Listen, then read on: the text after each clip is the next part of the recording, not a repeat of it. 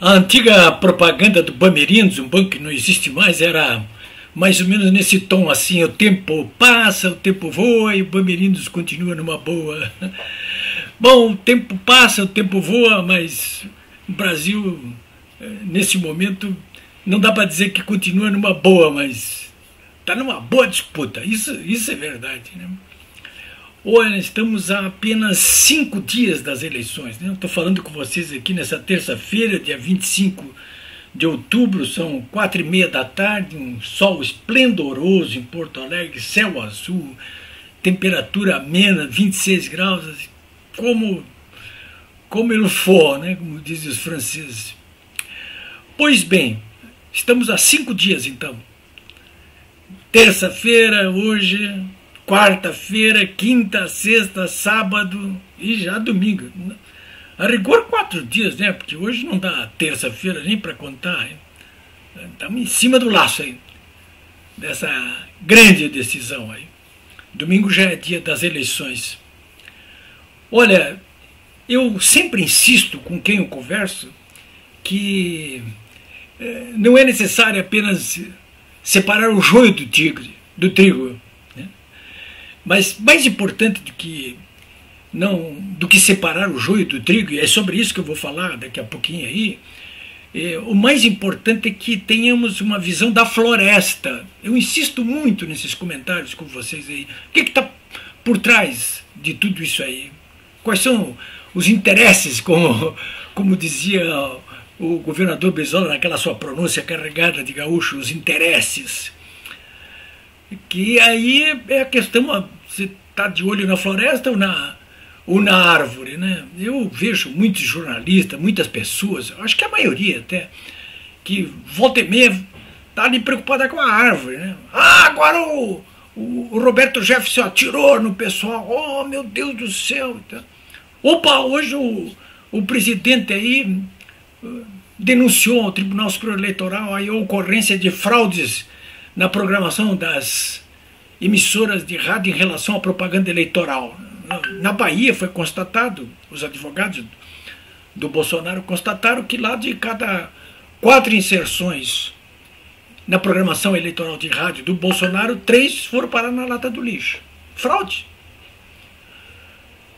Há pouco eu publiquei no meu blog, polimiobraga.com.br, a petição inicial dos advogados da campanha do Bolsonaro em relação a esse assunto ali, detalhando o que está acontecendo estado por estado. E pedindo ali a suspensão imediata da programação do Lula, porque quem é que pode estar por trás disso, fraude aí? E a compensação. O TSE vai conceder? De cara, ontem o Alexandre de Moraes, presidente do TSE, disse: a documentação aqui ainda não é consistente. Vocês têm 24 horas para acostar uma documentação mais consistente. Bom, mas essa é outra história, né? Estou falando isso porque são árvores, né? Em relação à floresta, né? Mas o que vai estar em jogo realmente nesse domingo é aquilo que eu chamo de os interesses dos filhos de Abel, ou seja, do bem, e os interesses dos filhos do Caim, o mal, né? Do lado do bem, em jogo estão aquelas consignas que vêm sendo defendidas em praça pública desde 2015, né? Que são pela ordem, é sempre bom repetir isso aí. O velho Goebbels lá não deixava de ter uma razão quando claro que ele dizia minta, minta, minta, minta, até enfiar na cabeça das pessoas aquilo que você está mentindo como se fosse verdade. No nosso caso, não. No nosso caso é fala a verdade, fala a verdade, fala a verdade, fale sempre a verdade, até que fique na cabeça das pessoas essas verdades, né? Para que se enxergue essa floresta aí. E quais foram aquelas consignas que nós colocamos em praça pública desde 2015 que o governo Bolsonaro está implementando aí, aos trancos e barrancos, mas implementando, porque a oposição é cruel contra isso. A oposição em relação ao advento dessas medidas aí não é sopa, não.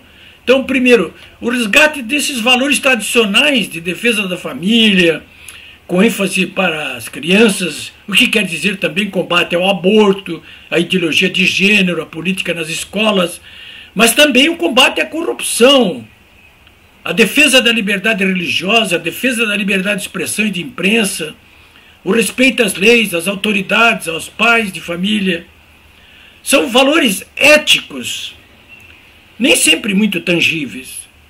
São valores morais, né, que permitem fazer com que a sociedade de homens e mulheres convivam sem ficar se matando e que obtenham a felicidade e a prosperidade. Então, primeiro isso.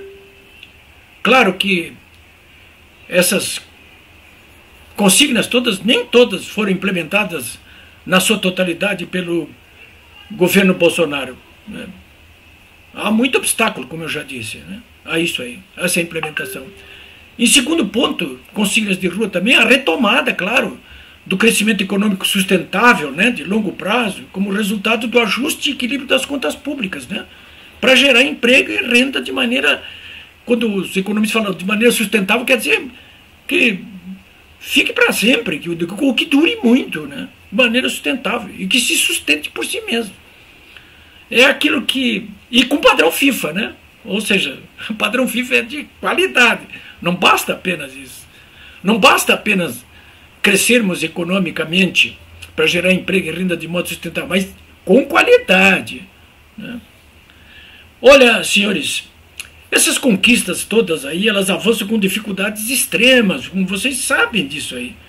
Porque os derrotados nas ruas e nas urnas são forças muito poderosas. É o sistema que se chama, né? Eu chamo de o eixo do mal. Domingo eles vão tentar voltar. O eixo do mal, ele usa como seu grande porrete neste momento, já usou a Câmara dos Deputados, em parte o Senado, a mídia, mas nesse momento está usando com grande eficácia e eficiência o Supremo Tribunal Federal e o Tribunal Superior Eleitoral. Mais o Tribunal Superior Eleitoral nesse momento. Esse é o porrete que o eixo do mal, o sistema está utilizando aí para não subjugar e permitir que eles retornem. Com Lula, sem Lula, não importa. O que eles querem é voltar. Eles representam os interesses contrariados por essas demandas que nós colocamos nas ruas e que o Bolsonaro adotou, assumiu e está tocando no seu governo, né? Quem são esses agentes? São os empresários, sobretudo os empreiteiros patrimonialistas, né, que estavam acostumados a falsificar, a fraudar licitações, a pegar dinheiro fácil dos bancos, a corromper e serem corrompidos, todos eles denunciados no Mensalão e na Lava Jato, presos, desmantelados, mas não eliminados. Tanto que estão aí, fazendo parte dessa conspiração do eixo do mal aí.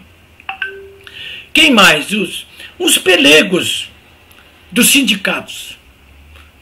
Não só de trabalhadores, não, mas inclusive também de empresários, né? Eu já visto, por exemplo, que lá em São Paulo, a poderosa Fiesp, que é a mais poderosa Federação de Indústria do Brasil, ela está nas mãos, nesse momento, de um verdadeiro pelego sindical, que já devia ter sido deposto. Há um movimento grande lá para depô-lo, mas já devia ter sido deposto, né? Quem mais aí? A mídia podre, a academia que se vilipendia a cada dia que passa. Academia, quando eu falo, é a universidade, né? Pública principalmente. Os artistas que estavam acostumados a mamar nas tetas generosas da Lei Rouanet, que perderam essa boquinha, corruptos ou clientelistas, né? Políticos, muitos, e partidos corruptos e corruptores, funcionários públicos que não são dignos da função de servidor público,